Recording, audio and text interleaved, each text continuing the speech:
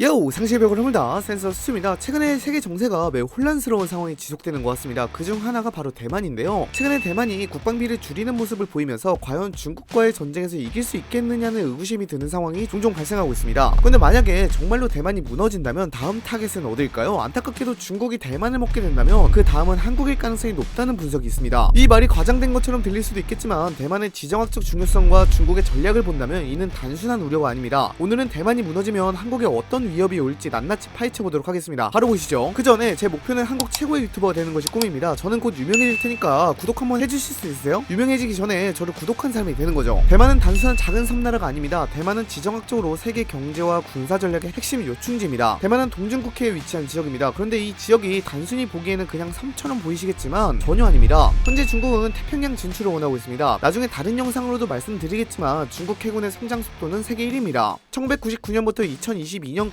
증강된 중국의 해군력 중에서 시진핑 집권기간인 2013년에서 2022년까지 증강된 해군력이 차지하는 비율이 70%를 상회합니다. 근데 흥미로운 점은 중국이 미국보다 2배 많은 약 112만 5천 톤을 증강했다는 건데요. 영국과의 관함 경쟁에서 추격자였던 독일이 15년간 82만 1219톤의 함정을 건조했던 것과 미국과의 관함 경쟁에서 추격자였던 일본이 10년간 75만 2812톤을 건조했던 것과 비교하면 112만 5천 톤의 함정 건조라는 기록을 세운 중국이 해군력 증강에 얼마나 집착하고 있는지를 잘 알 수 있습니다. 당장 현재 미국과 중국 간의 도선업 능력은 232배 정도 차이 난다고 알려져 있는데요. 2030년에는 미국은 290척을 보유하게 될 예정인데요. 중국은 2030년에 425척을 보유하게 됩니다. 135척의 차이가 발생하는 정도입니다. 이 정도면 한국 해군 함정의 총합을 능가하는 수치입니다. 근데 중국은 현재 원활하게 태평양으로 나아갈 수가 없습니다. 왜냐하면 대만이 태평양으로 가는 관문을 가로막고 있기 때문입니다. 대만은 중국 본토와 태평양을 잇는 관문 역할을 하고 있습니다. 이 지역만 먹으면 보다 원활하게 태평양으로 나아갈 수 있어요. 그리고 미국의 태평양 패권에 본격적으로 도전할 수 있게 되죠. 그렇게 이러한 대만은 상당히 중요한데요. 또한 대만은 세계 반도체 시장의 중심지이기도 합니다. 대만의 TSMC는 세계 최고 수준의 첨단 반도체를 생산하는 기업입니다. 반도체 위탁 생산은 시장 점유율이 64.9%로 선두를 점유하고 있죠. 한국의 삼성전자가 9.3%를 점유하고 있고 SMIC가 6%를 점유하고 있는 것을 보면 압도적인 차이입니다. 근데 대만이 무너지면 전 세계에 있는 반도체 시장 자체가 완전히 정지될 겁니다. 심각한 타격을 입을 거예요. 한국 역시 삼성전자나 SK하이닉스가 TSMC와 협업을 하는 경우가 많기 때문에 대만의 붕괴는 곧 한국 경제에도 치명타가 될 겁니다. 무엇보다도 중국의 군사적 목표가 달성됨에 따라서 그 위협이 한국에 오게 될 텐데요. 대만을 점령하면 중국은 제1도련선 전략을 완성할 수 있습니다. 도련선이란 현재 중국이 목표로 잡은 일종의 영향권입니다. 태평양의 섬들을 사슬처럼 이은 가상의 섬들이죠. 중국 해군의 작전 반경을 뜻하는데요. 제1도련선의 경우에는 타이완섬과 오키나와 안쪽으로 중국 본토 근해이고 제2도련선은 그 바깥의 서태평양 연안지대입니다. 그리고 제3도련선은 서태평양 전역이죠. 근데 타이완섬을 점령하게 되면 제1도련선 전략을 완성하게 되거든요. 이 뜻은 다르게 말하자면 중국이 동아시아와 서태평양 지역에서 미국의 영향력을 대폭 밀어냈다는 것을 의미합니다. 그렇게 대만은 지정학적으로 세계 경제와 군사 전략의 핵심 요충지로 평가받고 있는데요. 만약에 중국이 정말로 미쳐서 대만을 침공하게 된다면 그 충격파는 어마어마할 겁니다. 그 여파는 단순히 중국과 대만만의 문제가 아닐 겁니다. 한국도 역시 이 전쟁에서 큰 충격을 받을 가능성이 큽니다. 현재 한국해양전략연구소에 따르면 한국의 해양무역 의존도는 99.7%입니다. 즉 해양무역으로 먹고 사는 나라입니다. 근데 대만 해협 또는 그 부근을 통과하는 해상교통로는 우리나라 해상 운송량의 33.27%를 차지합니다. 이 무역로에 문제가 발생하거나 전쟁이 발생하면요, 주요 자원 및 제품의 한정을 분석해도 하루에 4,452억 원씩 경제적 손실이 발생합니다. 다 합쳐서 4,452억 원만 손해보는 게 아니에요. 하루에 4,452억 원씩 지출이 생긴 겁니다. 거기다가 한정하여 봤으니 이 피해는 더 클 겁니다. 물론 다른 무역로를 활용해서 돌아갈 수도 있겠습니다만 그만큼 운송비가 더 들 거고요. 이는 그대로 한국 경제에 피해를 줄 겁니다. 거기다가 한국에 들어오려면 오키나와를 통해서 들어오거나 아니면 아예 삥 돌아서 일본 쪽으로 돌아야 하는데 이 우회 비용도 만만치 않고 심지어 오키나와 지역에서는 중국이 공격할 가능성도 높아서 부담이 되죠. 무엇보다도 중국이 대만을 침공하게 되면 글로벌 공급망 자체를 마비시킬 수 있을 것 같은데요. 당장 전체 컨테이너선의 48%가 이 대만 해협을 통과합니다. 그래서 전 세계적으로 큰 파장이 일 텐데요. 무엇보다도 앞서 말씀드렸던 TSMC가 전쟁으로 인해 공장 가동이 중지되면 반도체와 전자부품 생산 자체가 완전히 정지됩니다. 이렇게 되면 한국의 산업 구조는 치명적인 타격을 받을 가능성이 크죠. 거기다가 만약에 대만을 중국이 점령하게 된다면 이 TSMC는 중국이 먹게 될 텐데요. 이렇게 되면 반도체 시장을 독점하려 할 가능성이 크고요. 한국 기업들이 큰 타격을 받지 않을까 싶어요. 무엇보다도 군사적인 충돌도 발생할 가능성이 높은데요. 중국이 대만을 침공하면 무조건 미국은 이걸 막으려고 할 겁니다. 그래서 동북아 전체가 군사적 갈등의 소용돌이에 빠지게 될 텐데요. 대만 해협에서 전쟁이 벌어지면 미군과 일본이 개입할 가능성이 높고요. 한국도 이 소용돌이에 같이 빠져들 가능성이 높습니다. 특히나 주한미군이 대만으로 투입된다는 시나리오도 거론되고 있으니 무너지니 한국도 안전할 수 없죠. 근데 더 큰 문제는 대만이 무너지고 난 뒤입니다. 현재 대만이 항전 의지를 잘 보여주고 있지 않습니다. 현재 대만 입법원에서는 국방비를 포함한 예산 지출 삭감을 의무화한 법률을 강행 통과시켰습니다. 이에 따라서 대만 안보에 큰 위협이 생겼다는 분석이 나오고 있는데요. 만약 대만이 제대로 싸워보지도 못하고 항복해버려서 대만이 중국에 넘어가면 이건 정말 큰 문제가 될 수 있습니다. 그 다음은 필히 한국이 될 가능성이 높습니다. 한국은 중국이 동북아시아에서 영향력을 확대하기 위해 반드시 넘어야 할 나라입니다. 역사적으로 대륙 세력이 태평양으로 나아갈 때는 한반도를 장악한 뒤 넘어가곤 했습니다. 사실 억지처럼 보일 수 있겠는데요. 이전부터 중국의 고위 관료들이 하던 말들을 잘 보면 조금 유추가 가능합니다. 왕원빈 외교부 부국장이 한국의 말창견을 용납하지 않겠다라고 말하며 한국의 윤석열 대통령을 꾸짖은 적이 있기도 하고요. 또 천하의 중국 외교부 아주국 부국장이 소국이 대국에 대항하면 되겠냐라며 말하기도 했습니다. 그리고 주한미군만 없었으면 한국은 진작에 손봤을 나라라고 말하는 나라가 중국입니다. 중국은 호시탐탐 한국을 노리고 있었죠. 아마도 대만이 점령되면 중국은 대만을 전쟁기지 삼아서 한반도 해역까지 군사적 영향력을 확대하고자 할 겁니다. 그리고 한반도를 집어삼킨 뒤에 일본까지 차지하려고 하겠죠. 한국이 직접적인 위협에 노출된다는 겁니다. 현재 중국은 동해로 나아갈 수 없는데요. 동해로 나아갈 수 있는 지역은 전부 다 러시아가 장악하고 있어서 나아가질 못하고 있습니다. 근데 이게 중국에는 크나큰 아픔으로 작용하곤 했습니다. 왜냐하면 연해주가 옛날엔 중국 땅이었거든요. 그래서 계속해서 동해로 나가려는 움직임을 보이고 있었는데요. 대만까지 장악한 이후 한반도를 차지하여 동해까지 자신의 영향권 안에 둘 생각을 충분히 할 수 있습니다. 그리고 대만 해협이 중국에 넘어가면 굳이 군사적인 옵션을 쓰지 않아도 한국을 자신의 영향권 안에 편입시킬 수 있는데요. 아까 말씀드렸다시피 대만 해협 자체가 한국의 주요 무역로라고 했잖아요. 이곳에서 수시로 군사훈련을 해서 한국의 해상 무역로를 차단하거나 지연시키기만 해도 한국 경제에는 큰 영향을 미칠 겁니다. 사실상 한국의 경제를 중국이 목줄로 잡고 있는 것이나 마찬가지죠. 무엇보다도 대만이 무너진 상황에서는 이미 한국이 빈사 상태일 텐데요. 블룸버그 분석에 따르면 대만에서 전쟁이 나면 한국 GDP의 23.3%가 타격을 입는다고 합니다. 이는 일본이 마이너스 13.5%, 중국이 마이너스 16.7%인데요. 대만 다음으로 큰 피해를 보는 나라가 한국이라고 해요. 대만이 GDP의 40% 정도고요. 한국의 GDP 23.3%가 날아간다는 건 거의 국가 경제가 망했다는 거나 다름이 없어요. 왜 이러냐면 아까 말씀드렸다시피 한국의 주요 무역로가 대만 해협이기도 하고요. 한국의 반도체, 전자산업 자체가 전부 다 멈추다 보니 이런 현상이 발생하는 겁니다. 다른 나라들보다 피해가 배로 크죠. 그래서 빈사 상태에 빠진 한국을 중국이 손쉽게 장악할 가능성이 높아 보입니다. 거기다가 대만이 무너졌다는 것은 이미 미국이 중국을 통제할 수 없는 수준까지 갔다는 것을 의미합니다. 아마 전쟁에서 졌다는 의미일 수도 있어요. 대만이 무너졌다는 게 비단 타이안 섬 하나의 문제가 아니라 동북아시아 전체의 문제라는 걸 미국도 알고 있기 때문에 어떻게든 막으려고 할 거거든요. 근데도 대만이 무너졌다는 것은 서태평양 일대의 영향력은 이미 중국에 넘어갔다는 것을 의미합니다. 그래서 대만이 무너지면 한국도 거의 빈사 상태에 빠진 상태에서 중국의 머리를 숙여야 할 수도 있습니다. 상당히 심각한 상황이죠. 결국 대만은 단순히 중국과의 갈등 지역이 아니라 한국의 안보 지역에도 해당하는 지역입니다. 대만이 무너지면 한국은 그 여파를 가장 먼저 받게 될 가능성이 높습니다. 그렇게 한국은 대만 문제에 대한 적극적인 관심을 가져야 하는데요. 미국, 일본, 대만과의 협력을 강화하고 중국의 팽창을 견제할 필요가 있습니다. 가장 좋은 것은 전쟁을 안 나게끔 하는 것인데 만약에 전쟁이 난다면 어떻게든 중국이 대만을 먹는 것은 막아야 합니다. 안 그러면 그 다음은 한국일지도 모릅니다. 한국은 이 위협을 대비하기 위해 군사적 역량을 계속 강화하고 동맹과의 협력을 더욱 공고히 해야 하는데요. 문제는 미국 대통령이 트럼프 대통령인데다가 지금 한국 내부의 정치 갈등도 해결이 안 된 상황이어서 잘 될지 모르겠습니다.